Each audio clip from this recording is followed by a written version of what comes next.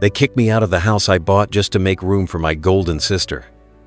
But the universe had a different plan, and karma hit harder than I imagined.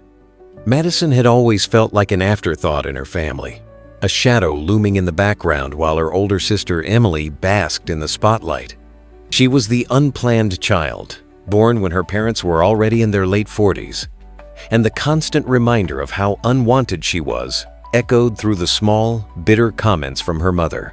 "We didn't plan for you," her mother would say, as if it were just a casual statement. But to Madison, it felt like a knife to her soul every time she heard it. Emily, on the other hand, was the golden child, the one whose achievements were celebrated, whose successes were proudly boasted about. From straight A's to college admissions, everything Emily did was a cause for excitement, while Madison remained invisible, often stuck cleaning the house and taking care of chores her parents didn't want to handle.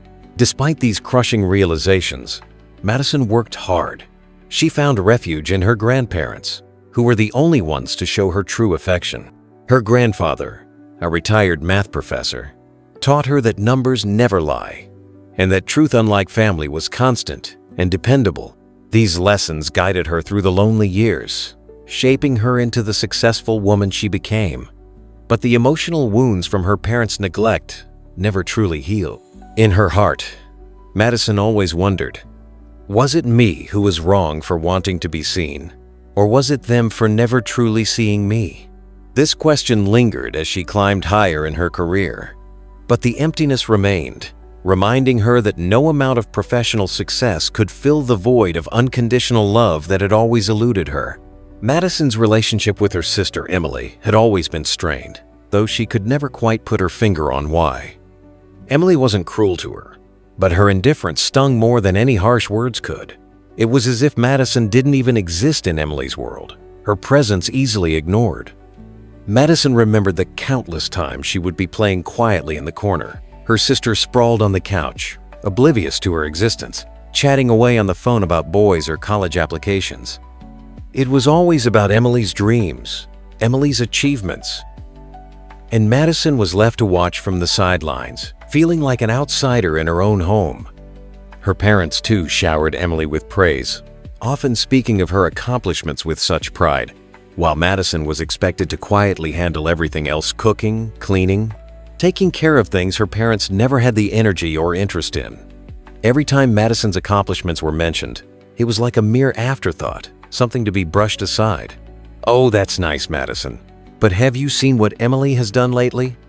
The comparison was constant, and with every passing year, Madison began to feel like she was fading into the background of a family that only had room for one star. Emily's successes became a reminder of Madison's own invisibility.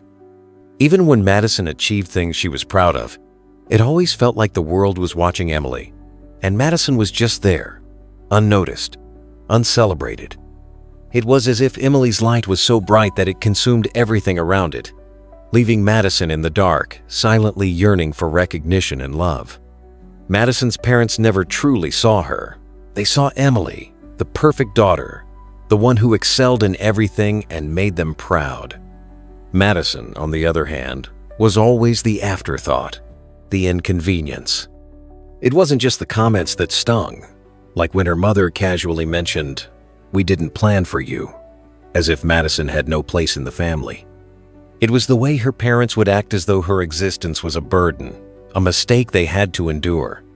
She could still hear the familiar jingle of her father's keys every morning when they dropped her off at her grandparents' house. "She's all yours," he would say to her grandfather without a second thought. In those moments, Madison could feel the weight of their dismissal, and it crushed her. Her grandparents, who took her in with open arms, became her refuge. They taught her about life, about love, and most importantly, about truth. But her parents never seemed to care. As she grew older, Madison began to understand that she was never going to be enough for them. The years of neglect had left scars deep within her heart. And yet, even with all of her achievement-sure success in school, in her career, nothing seemed to matter. The emptiness remained. It was as though her entire life had been spent trying to earn love that would never come. Her parents' indifference had defined her existence, and now, as an adult, it was something she could no longer ignore. The pain was too much to bear. It was time to walk away. Time to finally break free from a family that had never truly embraced her. When Madison bought the house for her parents, she thought it would be the final act of kindness, a way to bridge the years of emotional distance between them. She envisioned a peaceful future, where they could live comfortably, and she could finally earn their approval. The house was beautiful, perfect for their retirement years, spacious, and in a quiet, picturesque neighborhood. She had worked hard for this moment, saving every penny, sacrificing her personal life for her career. And now, finally, she was giving them something tangible in return for all the years of neglect. She even imagined how they would react when she handed them the keys, how they would look at her with pride, and perhaps, for the first time, see her as the daughter they had overlooked. But when she told them about the new house, their reaction was not what she had imagined. Instead of gratitude, they seemed almost indifferent, distracted even. Her mother, on the phone, barely acknowledged the news, her voice wavering between something like relief and confusion. "That's nice, Madison," her mother said, "but we were hoping for something else." Something else? Madison felt the sting of those words like a slap across her face. She had expected joy, excitement, perhaps even tears of happiness. But no, it was as if they were more concerned with something else, something, or someone, that Madison couldn't quite understand. It was then that the true betrayal began to sink in. They weren't just indifferent. They were hiding something. It didn't take long for Madison to discover the truth. The housewarming party was being planned, and yet she wasn't invited.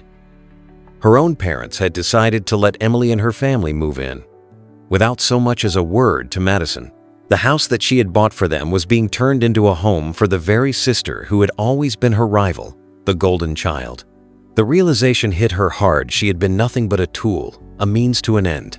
And now, she was being cast aside once again. She was furious. This time, she wouldn't let it slide. The moment Madison realized she wasn't invited to the housewarming party, her heart sank. She had just given her parents the gift of a new life, a house that would give them comfort in their final years.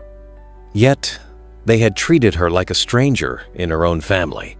She tried to ignore the hurt, convinced there must have been some mistake. But as the days passed, the truth became undeniable.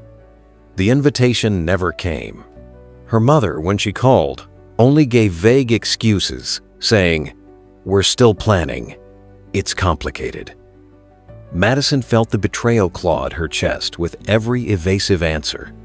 She wasn't just excluded, she was erased from the picture entirely.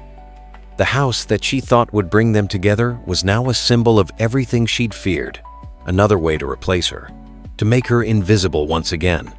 Furious and brokenhearted, Madison decided to confront them. But when she arrived that Saturday evening, the sight was worse than she could have imagined. Emily's family was already moving in. The house that was meant for her parents had already become a home for Emily. And in that moment, everything inside Madison shattered. The anger rose up like a storm, and she knew she had to take control. This time, she wouldn't be silenced. Madison stood outside the house, feeling the heat of the evening sun on her skin. But it was nothing compared to the fire of anger burning inside her. She had bought this house for her parents, pouring her heart, time, and resources into something she thought would bring them closer. Instead, it had become a battleground, and she was the one left outside, watching from the sidelines. She had been excluded from the housewarming party, the party that was supposed to celebrate her sacrifice, her gift. But there was no celebration for her, no acknowledgement. Just the cold, unforgiving reality of being replaced once again. As she stood there, staring through the windows, her mind raced with the bitter realization. Emily and her family had already moved in. They were living in the house Madison had bought. Her parents, who had accepted this generous gift, were now treating her like an afterthought. And the silence, in their words, cut deeper than any harsh criticism ever could. In that moment, Madison's hands trembled with rage, and her heart felt like it was going to burst. She wasn't just angry, she was hurt. betrayed by the very people who should have been her support. Without thinking, she stormed into the house through the side door, determined to confront them. The laughter from Emily's friends and the clinking of glasses made her skin crawl. Madison entered the living room, where her mother was proudly hosting, her face lighting up as she spoke about how wonderful Emily had been in helping with the down payment. The words hit Madison like a punch to the gut. This was the moment, the confrontation she had to face. It was time to expose the truth. The house was hers, and they had crossed a line. The confrontation that Madison had been avoiding for so long finally erupted in a way she never expected.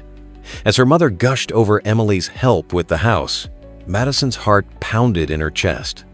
Every word her mother spoke felt like a dagger. The housewarming party, meant to be a celebration of her generosity, was nothing more than a cruel mockery. Emily, standing smugly beside her parents, had no idea what was about to unfold. Madison felt the bile rise in her throat as she realized the depth of the betrayal. She had sacrificed everything for this family, and they had turned her gift into their own selfish playground. With shaking hands, Madison pulled out the folder from her bag, the ownership documents staring back at her like a cold, hard reminder of everything they had taken for granted. The room fell silent as she held them up, her voice trembling but steady as she spoke. "You seem to be confused about something," she said, the words sharp and deliberate. "This house belongs to me. I never signed it over to you." The shock on her parents' faces was almost satisfying. But the realization hit hard. She had been so invisible to them for so long that they truly believed they had a right to everything she had worked for. Emily's confident smile faltered as the weight of Madison's words sunk in. Madison wasn't just confronting her parents. She was confronting the years of neglect, the endless comparisons, and the constant emotional abuse. This was no longer just about the house. It was about reclaiming her dignity, her voice, and finally taking control of her life. As the room filled with stunned silence, Madison felt a surge of power she had never experienced before. She was done being the afterthought. It was time for them to face the consequences of their actions. The silence that followed Madison's declaration was deafening. The faces around her parents, her sister, the guests were frozen in shock, disbelief, and a touch of guilt. Her mother's pale face flushed red with embarrassment, and her father's tight-lipped expression was a stark contrast to the warmth they had shown Emily just moments ago. Madison stood there, holding the documents, the reality of her actions sinking in. For the first time in her life, she was not the one who had to apologize, not the one who had to ask for approval. It was their turn to face the truth. Her mother, voice trembling, tried to salvage the situation, but her words were laced with desperation. "You can't do this, Madison," she said, a plea in her tone. "We're your parents. We've given you everything." But the years of neglect, the years of emotional manipulation, rang louder in Madison's ears than her mother's empty words. This wasn't about forgiveness. It was about setting boundaries, about finally taking control of her life. Madison looked around the room at the faces of the people who had made her feel small, unimportant, for so long. The house, her gift, was supposed to be a bridge, but it had only become another tool in their manipulation. With a final, deliberate breath, she spoke again. "No," she said quietly, but with an unwavering strength. "This is my house. You've already taken enough from me." As she turned to leave, she felt a weight lift off her shoulders. For the first time in years, she felt free.